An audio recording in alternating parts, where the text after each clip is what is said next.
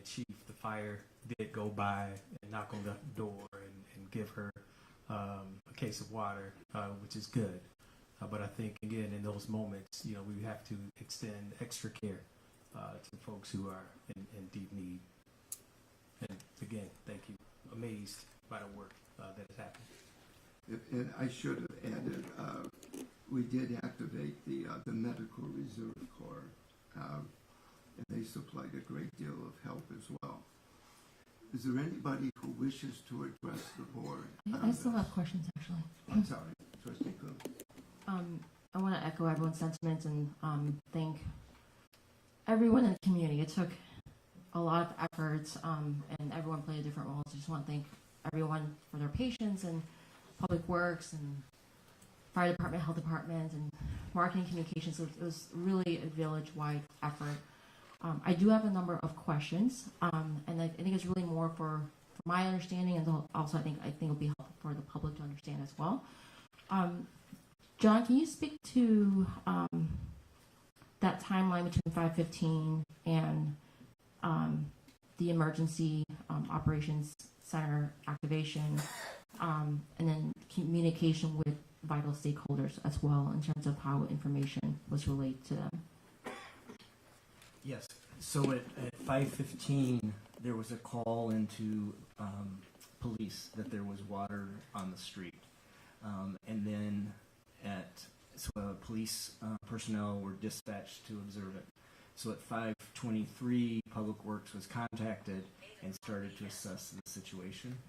And as the situation was understood, telephone calls started between Max Lankard, myself, of course the water superintendent and the water supervisor were engaged, and so there's a lot of communication going on in order to assess the situation.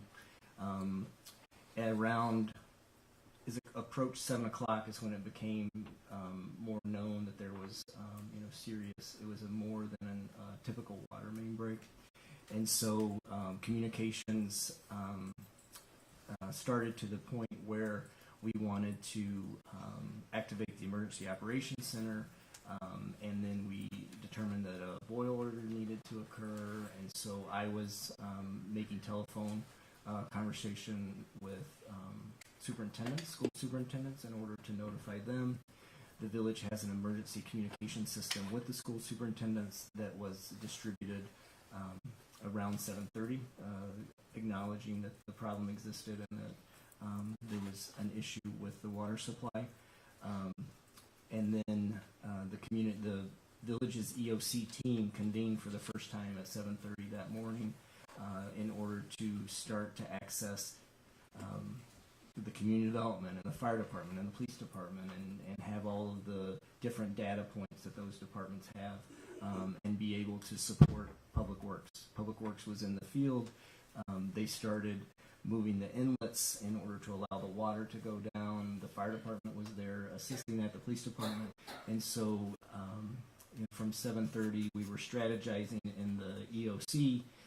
Communications throughout the community started for the boil order, and so that's kind of how that developed over that time. Does that answer your question? I appreciate the context, thank you, because I know there were a number of questions about when parents were notified through the school system that school was going to be canceled, because that was also the time when parents were just doing drop-offs at that time, so I think there was some concern about that timeline. Mm-hmm. For example, when I was on the phone with the 219 superintendent, one campus had water, one didn't, and so the decision had already been made to close one campus but not the other. And then I was able to communicate our understanding of the severity of the situation. So then they were able to close the second campus, but that was probably around 7:23, and so that doesn't coincide with the opening of school and drop-offs and early before school activities, but all of that was occurring between 7 o'clock and 8 a.m. Thank you, I appreciate that. Max, I have some follow-up questions for you. Earlier the day before, I think there was another break in that area, and I believe I heard on Sunday there was also a break on Main Street. Can you speak a little bit in terms of how these pipes are connected? If I know there is additional investigation that needs to happen in terms of the cause, but can you speak a little bit in terms of how these pipes are connected and what happened this weekend? Sure. So on Thursday afternoon, we received a call from a passing motorist with respect to water on East Prairie Road, just a little bit south of TJ Maxx, I think was the way it was reported. So essentially ended up being basically at the intersection of Forest View and East Prairie. I have that intersection correct. It's the same intersection. So what we have is, as I mentioned in the presentation, we have the two 36-inch mains that cross at that intersection. I'm sorry, that cross at that intersection, and then running, I'll call it north to south, although East Prairie runs at an angle.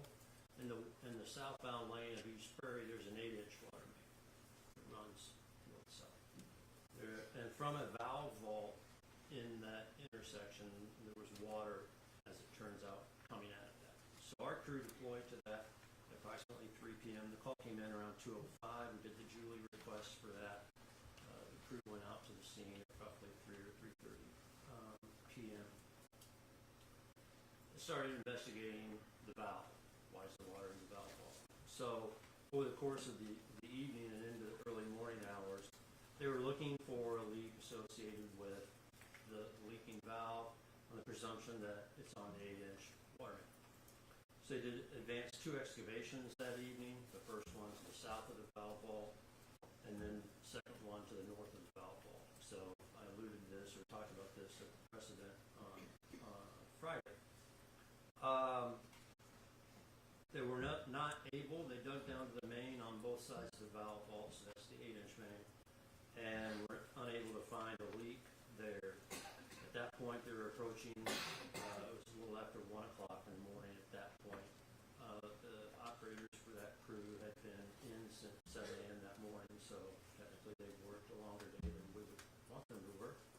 And so given that they had just done a second excavation, it was that time of day, in the middle of the night, they were advised, button up the scene, barricade it, and return, come in, punch out. We'll go back to the site at 7 a.m. the next morning, daylight hours, to continue investigating that leak. So at that time, we knew there was water when they were making the excavations. There was some water coming in from the excavation sidewalls, but it wasn't a significant amount of water, which I would add, a couple of things. January and February are the busiest months typically for main break activity. When they get crossing the ground, you get low temperatures. That's when we get the most main breaks. 2, when you're looking for a leak, it's not uncommon to have water in the ground that comes into your excavation holes. So none of these are particularly disturbing to an operator that they're used to encountering this. So when we left the scene Tuesday, there was not as if we left the scene in the condition that we then found it in at 5:30 on Friday morning. And so we were in that same area, but there's somewhere in the vicinity of I don't want to misquote, there's some distance between the 36-inch main, which runs basically along the curb facing of the east curb face of East Prairie, and the 8-inch main, which is sort of in the center of the southbound East Prairie. So when we were asked about it on Friday, I said I don't think there's a connection between the two, other than we were on Thursday night into Friday morning. We were looking for a minor leak out there that we didn't find, and then Friday morning we had this happen. What do we think now? Well, clearly what we think now is that the water that was in that valve structure and surfacing from the valve structure on Thursday night into Friday morning was the early leakage from the 36 that was traveling there. And again, as I said, a water leak traveling underground is not uncommon. So that's the background on the Thursday night and the Friday morning activities. Thank you, appreciate that. And then the Sunday. Sunday, Main Street. We had a leak again at a valve vault on Main Street. I believe it was just east of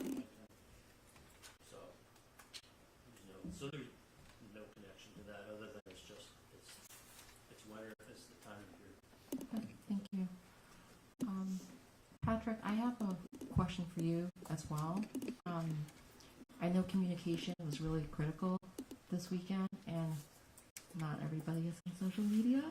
And then trying to get information out to residents in as timely a manner as possible, recognizing you have different generations, you have older folks who may not be connected online, language barriers as well.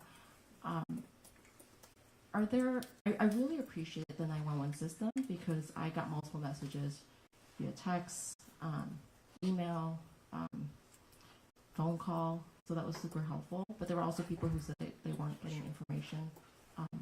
And so I'm wondering, are there ways that we can automatically add resident information to the 911 system, or is that something they have to opt in, or are there ways that we can encourage people to, now that we've been through this, to get onto the system? Yeah. I mean, one thing that was interesting over the course of the weekend, we gained 2,000 subscribers to the Smart 911 system. So we went from 6,000 to close to 9,000. So nothing like an emergency to make people want to sign up and get those alerts. I will say we did refer people back to the Village website throughout the weekend, which has the translation function, being able to translate that web page where all the information was into more than 100 languages. We also shared the information on the cable channel and the radio, so those were some of the non-online sources that we used. And I believe some outreach was done through the fire department and the health department to some of the vulnerable facilities and residents that they know of. So I'm sure there are things that we will hear about that we could put into our game plan for next time. But I think we will certainly be encouraging people to sign up for Smart 911. I also want to mention too, and I think I mentioned this in my comments, is that the vendor for the Village's Smart 911 system will periodically import all Skokie landlines into the system. So not everyone has a landline, but if you do, you don't have to opt into the system. You'll automatically get a phone call. So, Okay, thank you. let me just punctuate. I'd really like to punctuate this. The Smart 911 system is so important to us for communication. And so if individuals have landlines, they're automatically in the system. But any emails or cell phone numbers need to be self-subscribed into the Smart 911 system of the Village, and people can do that through the website. So I just want to punctuate that. Any cell phone, email, please self-initiate subscribing into our Smart 911 system, but know that landlines are automatically in it. I just wanted to That's punctuate helpful. that. Thank you. Appreciate that. So share it on social media. Everybody share it, like it, spread the word about Yes. it. Then I have one final question, Mayor. The information earlier about reporting damages. I'm wondering, would that also include not only houses but cars as well? Thinking about people who may be uninsured or underinsured, and then also would there be potential time limits in terms of reporting?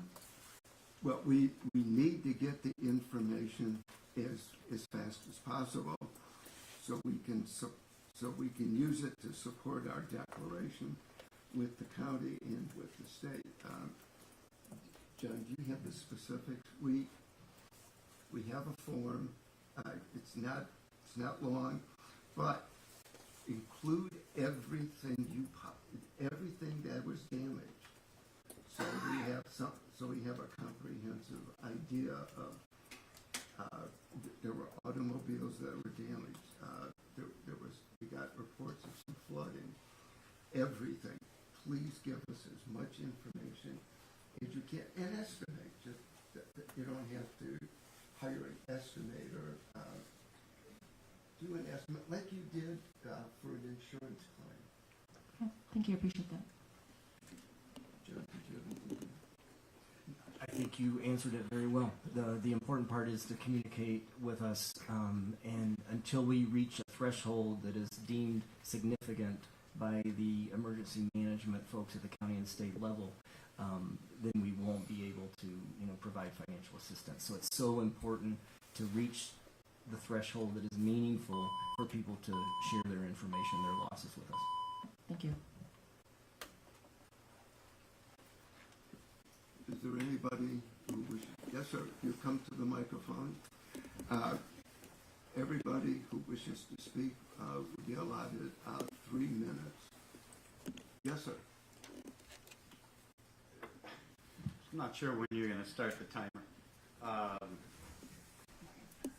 going to tell you this might go beyond 3 minutes, and I hope that you will support it, being that it seems like everybody else who's got up here before has had plenty of time to express kind of the high-fiving you guys are doing with each other and the pats on the back. So I'm hoping you're going to allow me to finish. It's some of the things you guys have talked about tonight, and I'm incredibly gracious. Oh, Michael Lickety, 9300 block of Bennett. I'm incredibly, I guess, pleasing to hear that you want to know about all the damages. Mr. Lockerbie, and if I'm pronouncing your last name correctly, you talked about the Skokie spirit. I thought I was coming up here to start with the theme of neglect, disappointment, but I think it's moved into trust. I represent the majority of the homes on 9300 Bennett, where every summer, when the rains come, it starts and the water rises. And we've seen city people out there before, like, hey, dressing the manholes, the inlets.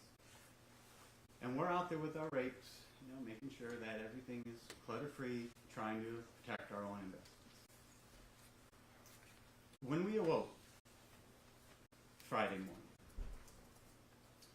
at 6 o'clock, hearing horns honking outside, I got to tell you, the first thing I thought it was my neighbor's high school kids coming to pick them up, and I was coming down to say, gosh, really?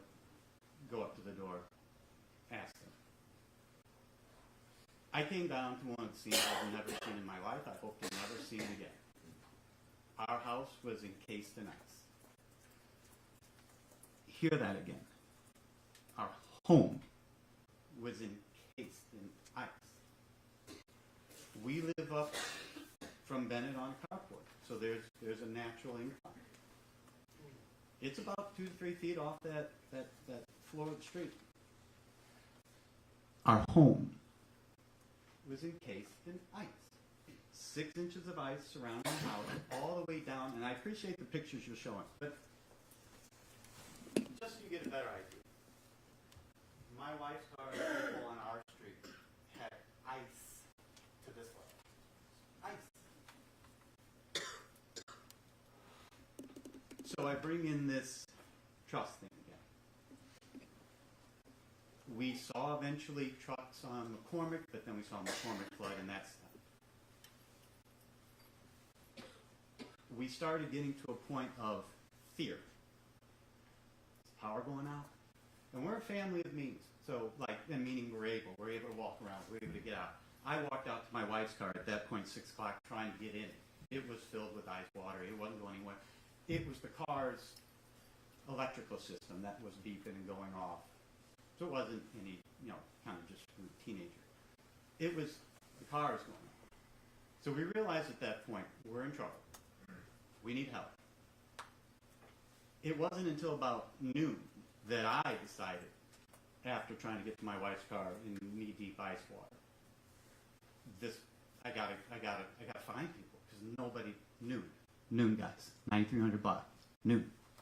So we're 7 hours after. I start going out. I see people. I'm like, God, you with the city. You guys got to come and pull the inlets on our block on Bennett. It's coming up. It's up over the cars. We're going to flood. Please come. Couldn't find anyone. I eventually went out to East Prairie. By the way, this is between Manor and Lyons. Not Emerson. All that water. And the people out there who said, hey, we're not with the city, we're hired, maybe this contractor was talking about, they told us at about 2 in the afternoon, that's when I saw them, we haven't been able to shut the water off. And I said, oh my God, this water's still coming. They said, yeah. I started going to every city employee that I thought and said, guys, please, we're desperate. We need help. We're about to flood. Hasn't happened yet, but we're about to flood, which has never happened before. Nobody came. We felt neglected. We felt hidden. It was getting scary. There are people on the, like I said, we're able. We could have gotten up, walked out and froze and dealt with all that kind of stuff. There are people on our block who have babies. People on our block who have people who are fighting for their lives, maybe attached to machines. I can only imagine the fear they had. That, oh my God, because nobody came. The first person we saw from Skokie was the police department, or was the fire department, which I'm very grateful for. They were able, and I have to have a feeling it's because that's when they could access our block. Not by fire truck, walking, because the streets were encased in ice. So it was about 3:30ish. We have documentation pictures just in case you guys all need this. We're sending it with the risk. I really appreciate what you guys are saying now and what you set up. But at 6 o'clock when I went on the website, there was nothing. The first thing that came out on the website, just tangibly speak, was about the boil order. That was the first thing. Because I called 911 and they said, call Public Works after 7. I was like, okay. Obviously your phones were jammed at that point. I get that. We got no information that way. So eventually about 3:30, 4 o'clock, we see somebody, from the city with a detector. Again, this gentleman's walking around in the ice water up to his thighs, looking for the inlets to pull out. And I was like, oh my God. I so wish that I could say better late than never. But it's too late. We flooded 4 times by that time. 4 times. Having all that rush. And I got to tell you, we have superhero neighbors. They all came with their backs, right? And they were helping. And we just felt that community of that. That was our Skokie spirit. Our neighbors who recognized that we were in trouble. Not Skokie. Not anybody from the city.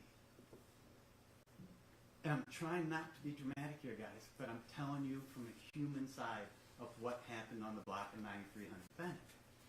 That we sat and waited and waited. So eventually, like I said, about 3:34, they pulled the inlets and everything started rushing out. And I told the guy, and it's not fair to him, man. I told him, again, like I just said, I wish I could say better late than never. But it's too late. Our place is flooded. We now have mitigation, right? Pulling everything out. I'm not going to get emotional here, right? But if you've ever had loss in flood or anything, this is not California fires. I get it, man. We are not that. We are not the floods of Mississippi. I get that. But we lost a lot of personal mementos, pictures. All the other stuff can get replaced, right? I'm not worried about that kind of stuff. The carpeting, the drywall, all that's going to get taken care of. It's the feeling that we didn't feel seen. We didn't feel heard. We felt neglected, scared, disappointed. So I'm so happy to hear that you guys opened up these lines of, hey, tell us everything that happened, tell us what you got, tell us what you lost. We're so appreciative. And all I ask is going forward that you do hear all these things. And what we're looking for, right, is like we lost our cars. We lost everything in the basement. We're not Subaru people looking for Mercedes. We're not looking to put additions onto our homes. We're looking to have that restored just because it was not our fault. So going forward, I hope that you've heard the way I've said this. I don't blame anyone. I'm so happy that you guys have this Skokie spirit. I'm telling you, I feel it now with everybody saying what we're going to do, and we're open to hearing all these things. I hope the accountability in this world where it is hard to find accountability, I hope that we see that from the village. because I think that will restore the trust that we've always had, right? You guys, like, and I think everybody gets the same things, like, you just expect these things to be in play, and it's kind of the no-see. It's like, you expect, you know, like when you call for the public works that they're going to be there, and it's kind of like, that's what we're looking for. It's to have this accountability restore our trust because we felt neglected. I appreciate you listening to me. I appreciate you feel this from my heart. I just hope that you guys hear us and help us. Thank you. Thank you.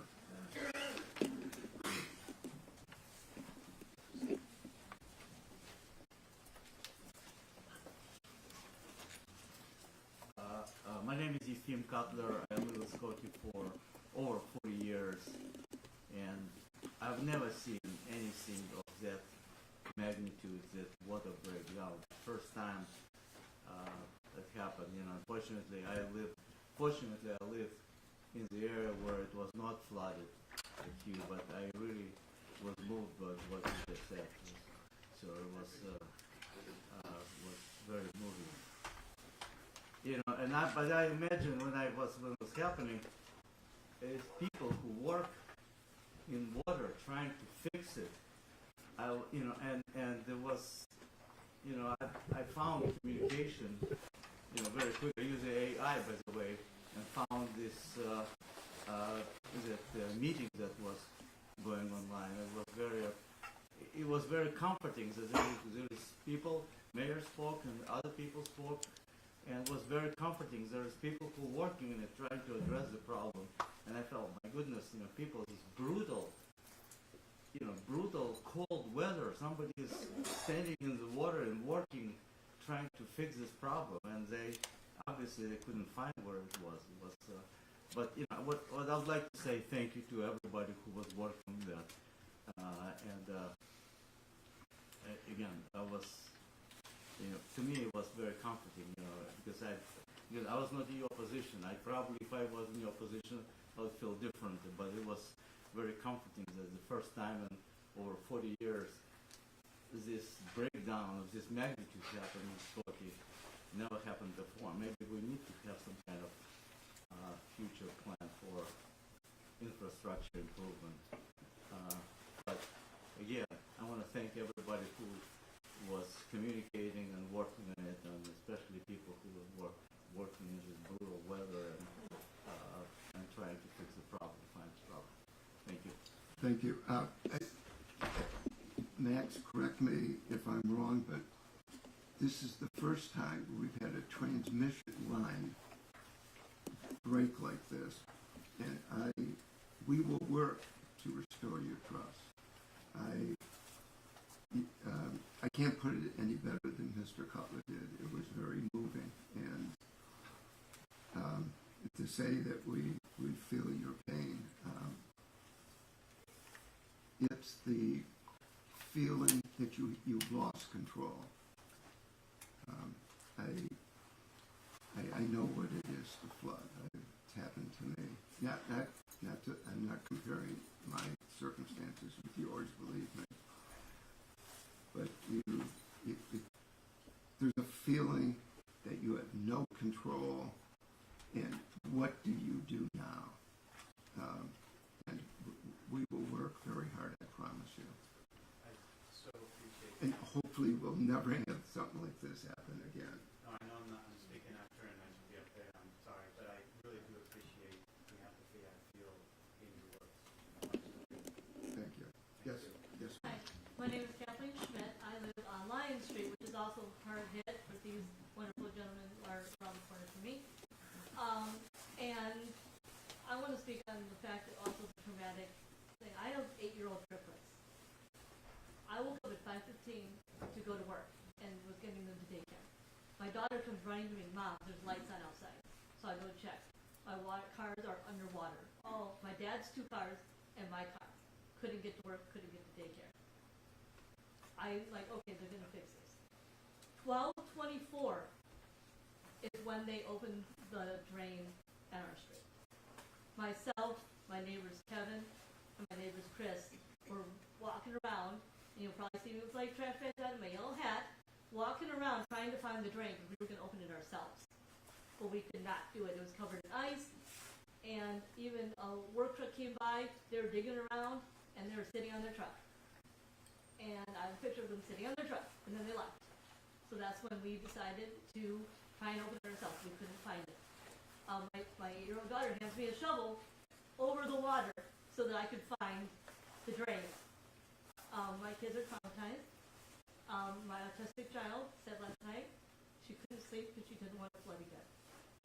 My child who was sick from school today because she has anxiety, she called me 5 times during the school day to ask if I was okay. It's very traumatic. My 81-year-old dad was out there trying to get the ice moved.